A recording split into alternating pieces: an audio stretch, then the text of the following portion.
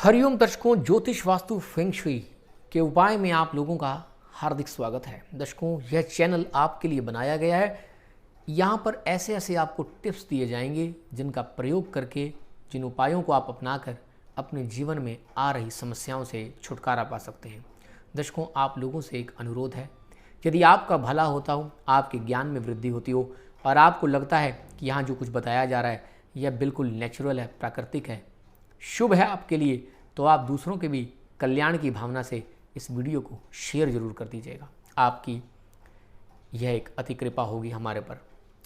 दर्शकों, काफ़ी बार आप लोगों को यह महसूस होता है कि आपके घर में वास्तु दोष हो गया है। वास्तु दोष खास तौर पे उन घरों में हो जाता है जहाँ पर कोई पहले से ही श्राप चल रहे होते हैं, या जन्म कुंडली में देखकर बताया जा सकता है कि इस व्यक्ति के जीवन में क्या श्राप चल रहा है और कौन से हिस्से में घर के वास्तु दोष है। कुछ चीज़ें हमें प्रारब्ध से मिलती हैं, जिसका मतलब हमारा उस प्रारब्ध पर ज़्यादा कंट्रोल नहीं होता। कंट्रोल हमारा होता है हमारे कर्मों पर, क्योंकि वो अब हम कर सकते हैं। प्रारब्ध में हमारे संचित कर्म होते हैं, जो पहले से हमने कर रखे हैं वह हमारा प्रारब्ध बन जाते हैं, उनका जो फल होता है। तो अब जो हमने पहले से कर्म कर दिए उस पर तो हमारा कंट्रोल है नहीं, क्योंकि एक बार जो जैसे तीर कमान से निकल गया तो वापस नहीं आ सकता, शब्द जवान से निकल गए तो वापस नहीं लिए जा सकते। उसी प्रकार से अब जो कर्म हम कर सकते हैं उसका हम आगे आने वाले समय को बेटर बना सकते हैं। चलिए मुद्दे पर आते हैं और बात करते हैं, बिना तोड़ फोड़ के वास्तु दोष कैसे हम ठीक कर सकते हैं। यदि हमारे मन में भय बैठ गया, किसी ने बता दिया कि भाई आपके घर में फला फला वास्तु दोष है जिससे आपको यह समस्या हो रही है, अब आप तोड़फोड़ नहीं करना चाहते तो क्या करें? करना यही है जो मैं आपको बता रहा हूँ। मैं आपको यहाँ पर कुछ विशेष 10 टिप्स दे रहा हूँ। इनमें से जितने ज़्यादा से ज़्यादा आप अप्लाई कर सकें वह आपके लिए अच्छा है। और एक बात और बता दूँ, पॉजिटिव होते हुए उपाय करना, हमारे ऊपर, हमारे उपायों पर श्रद्धा रखते हुए उपाय रखना, अपने गुरुजनों पर, अपने ईश्वर पर, अपने इष्ट देव पर श्रद्धा करते हुए उपाय रखना, तब ये उपाय लगेंगे, वरना उपाय लगने बड़े मुश्किल हो जाते हैं, समय लगता है। यहाँ पर कोई तांत्रिक उपाय नहीं बताए जा रहे जो अभी करेंगे और तुरंत आपको फल मिलेगा। यहाँ सात्विक उपाय आपको बताए जा रहे हैं। दोस्तों, सबसे पहली चीज़ तो मैं आपको बताना चाहूँगा कि सूर्यदेव के प्रकाश को ज़्यादा से ज़्यादा अपने घर में आने दें। कोशिश ऐसी कर दें कि अगर आपके घर में वास्तु दोष है, आपको पता नहीं है क्या नहीं, आप पूर्व दिशा अपनी खोल दें जितनी खोल सकते हैं। दरवाजे लगे हुए हैं तो दरवाजों को अधिक से अधिक खोल कर बैठें, खिड़कियां हैं तो खिड़कियों को खोल कर बैठें, रोशनदान है तो उन्हें खोल के बैठें। यानी कि ज़्यादा से ज़्यादा जब सूर्यदेव का प्रकाश आपके कमरों में आएगा, आपके घर में आएगा, आपके घर में जो वास्तु दोष है वह स्वतः ही दूर होना शुरू हो जाएगा, या फिर उस वास्तु दोष की जो तीव्रता है जिसके कारण वह समस्याएं बना रहा है वह अपने आप ही समाप्त होनी शुरू हो जाएंगी। करके देखें। यह था हमारा पहला टिप। और यदि यही समस्या है, आपकी दोष ही यही है कि पूर्व की दिशा बंद है, तो आप पूर्व दिशा की तरफ, पूर्व दिशा की दीवार की तरफ उदय होते हुए सूर्य नारायण देव की तस्वीर लगा लें आप। बस पहली टिप आपको मैंने दे दी है। अब चलते हैं दूसरी टिप की तरफ। कई बार रसोई घर गलत दिशा में बना होता है, अब क्या करें? तोड़ नहीं सकते, जगह ही नहीं है, कोई बात नहीं, आप अपने घर का वास्तु चेक करें, दिशाएं देखें, उसके अंदर जो आग्नेय कोण है वहां पर आप एक लाल रंग का बल्ब लगा दें और 2 घंटे रोजाना उस बल्ब को जलने दें। ऐसा करने से आपको जो गलत दिशा पर बना हुआ रसोई घर है उसमें बैलेंस होना शुरू हो जाएगा, क्योंकि अग्नि का स्थान आग्नेय कोण है, यहाँ रसोई होनी चाहिए, यहाँ आपने बनाई नहीं, बना लिया आपने दूसरी दिशा में। तब उस दोष को बैलेंस करने के लिए, उस तत्व को, जो कि वास्तु के हिसाब से जो तत्व है, फायर एलिमेंट है, उसको एक्टिवेट करने के लिए कुछ ना कुछ वहाँ पर दीपक जलाएं, या फिर आप प्रकाश की व्यवस्था करें। बल्ब लाल रंग का जला सकते हैं। चलिए, यह बहुत ईजी होता है, एक ही बार आपने बल्ब लगा के वहाँ लगा देना है और फिर उसको जलाना है, बस दैट्स ऑल। अग्नि जलनी वहाँ जरूरी है, तभी फायर एलिमेंट वहाँ का बैलेंस होगा। वास्तु दोष क्यों उत्पन्न होता है? क्योंकि जो हमारा पृथ्वी, जल, वायु, अग्नि, आकाश है, ये जो इम्बैलेंस हो जाता है हमारे घर के अंदर, ये वास्तु दोष बन जाता है। चलिए, मुद्दा है सिर्फ टिप्स का। क्या करना है। और दूसरा, जहाँ पर अब गलत रसोई घर बना हुआ है वहाँ क्या करना है, वहाँ यही करना है। वहाँ पर एक पीले रंग के कपड़े में आपने साबुत धनिया भरना है और उसकी पोटली बनाकर आपने अपनी रसोई घर में रख लेनी है। बस ये उपाय करना है। तो 2 टिप मैंने आपको दे दी। चलिए अब तीसरे टिप की तरफ आ जाते हैं। ईशान कोण सबसे महत्वपूर्ण कोण है आपके पूरे घर का। ईशान कोण में कहते हैं क्या होता ही है, वास्तु पुरुष का मुख आता है। अगर ये भारी हो गया, ये गंदा हो गया, ये डिस्टर्ब हो गया, आपने टॉयलेट बना दी, आपने वहाँ सीढ़ी बना दी, खत्म हो जाएगा, गड़बड़ हो जाएगा। बहुत बड़ा एक वास्तु का दोष है। मैं आपको भयभीत नहीं कर रहा हूँ। मैंने अपने लाइफ में, अपने अनुभव में, एक जगह मैं कई साल पहले वास्तु करने के लिए गया था, मुझे आज भी याद है। मैंने कहा था मेरी माता यहाँ से टॉयलेट को हटा दो, ईशान कोण में बना हुआ था। तो सीढ़ियाँ भी ईशान कोण में और टॉयलेट भी। ईशान कोण में टॉयलेट और सीढ़ियों का ये प्रभाव हुआ, मैं कह तक नहीं सकता। और जहाँ तक मुझे लगता है, जो उनके घर में एक दुखद घटना घटी, उनके एक यंग बच्चे ने सुसाइड कर लिया। उसका एक कारण मुझे आज भी वो खलता है कि कहीं ना कहीं वो दोष है, संतान के लिए हानिकारक होता है। ईशान कोण बृहस्पति देव का स्थान है। ईशान कोण और बृहस्पति हमारी संतान के कारक होते हैं, हमारे पुत्र संतान, हमारी मेल संतान के कारक होते हैं। दर्शकों, आप समझना कितनी सीवियरिटी कई बार हो जाती है। मैं ऐसा नहीं कहते कि एक दोष से ऐसा हो सकता है, मैं ये कहता हूँ कि कई बार जन्म कुंडली में कुछ दोष हो जाते हैं और वास्तु का भी उसमें योगदान हो जाता है, और भी अन्य दोष बहुत हो जाते हैं। तो फिर किसी योग को तीव्रता मिल जाती है और वो उसे घटित होने से कोई नहीं रोक सकता, चाहे फिर आप जितने मर्जी उपाय कर लें। तो अगर आपने टॉयलेट बना दिया तो कोई बात नहीं, उसे बंद कर दीजिए, यूज़ ही मत करें। इंग्लिश टॉयलेट का यूज़ कर सकते हैं आप, वहाँ पर इंग्लिश सीट करा सकते हैं, वेस्टर्न कमोड लगवा दीजिए, उसका ढक्कन बंद करके रखें। खड़ा नमक जिसे बोलते हैं, या फिर समुद्री नमक ले आएँ कहीं से आपको मिल जाए, चीनी मिट्टी के बर्तन में या कांच के बर्तन में उसे भर कर रख दें। जब वह नमी हो जाती है उस नमक के अंदर, तो आप उसे बदल दिया करें।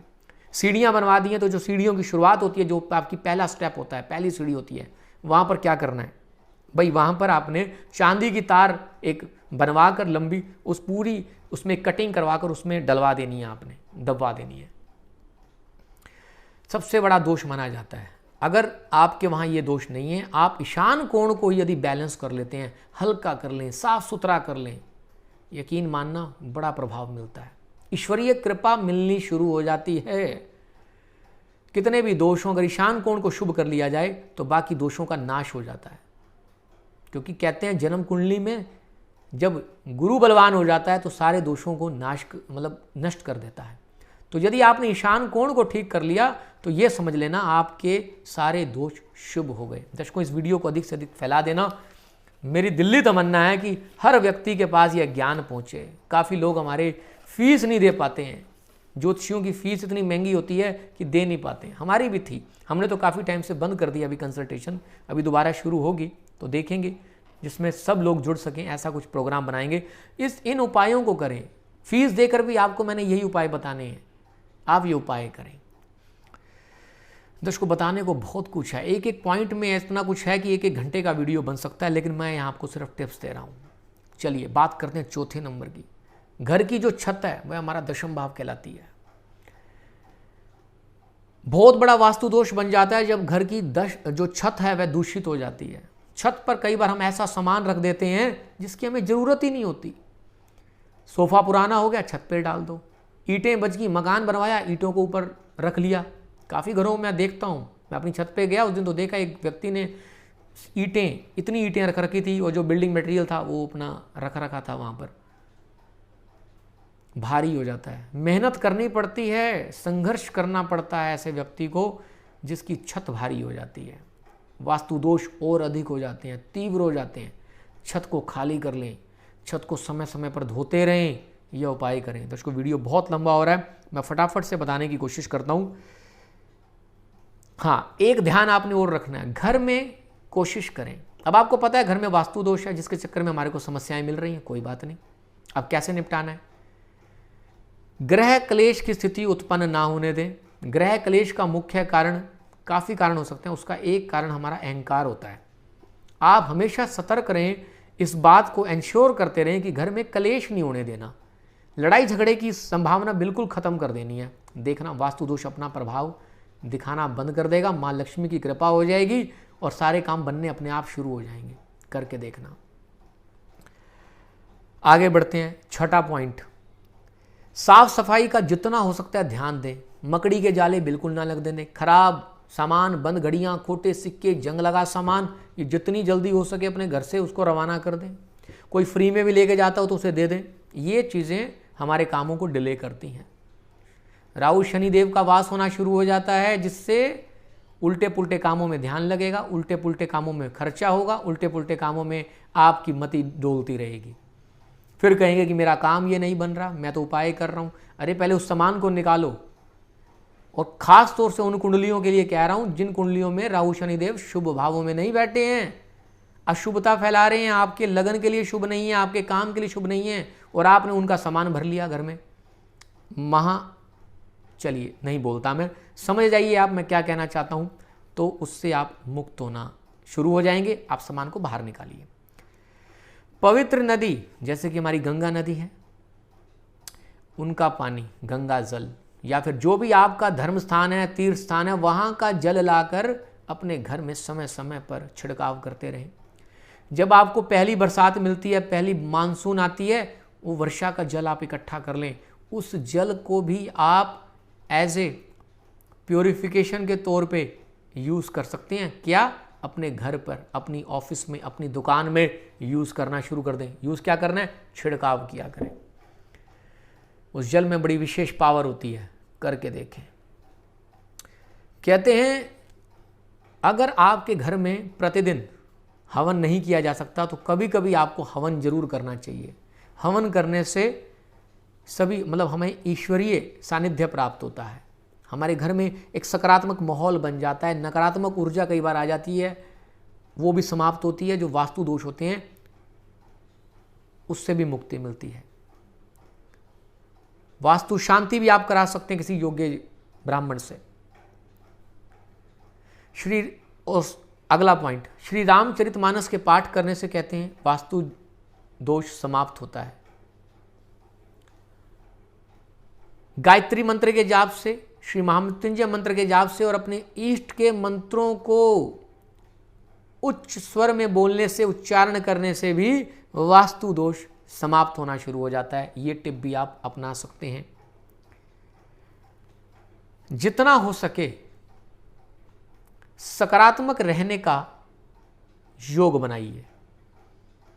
सकारात्मक रहेंगे, समस्याओं को समझेंगे, उनके कारण को समझेंगे, फिर उसका निवारण करेंगे। शांत हो जाएं, रिलैक्स हो जाएं। कुछ ऐसी हेल्दी प्रैक्टिसेस करनी शुरू कर दीजिए जिससे आपका वैसे ही चहुमुखी विकास होना शुरू हो जाए। उसके लिए गुरु की आवश्यकता होती है। बिना गुरु के ज्ञान नहीं हो सकता, बिना गुरु के आपको मार्गदर्शन नहीं मिल सकता। एक गुरु बनाएं जो आपको सही लगे। ठीक है, चलिए अब आपको क्या करना है, इस वीडियो को शेयर जरूर करना है। चलिए दर्शकों, फिर मिलेंगे अपने किसी नए टॉपिक के साथ। तब तक बने रहे हमारे चैनल के साथ। हरिओम हरिओम हरिओम।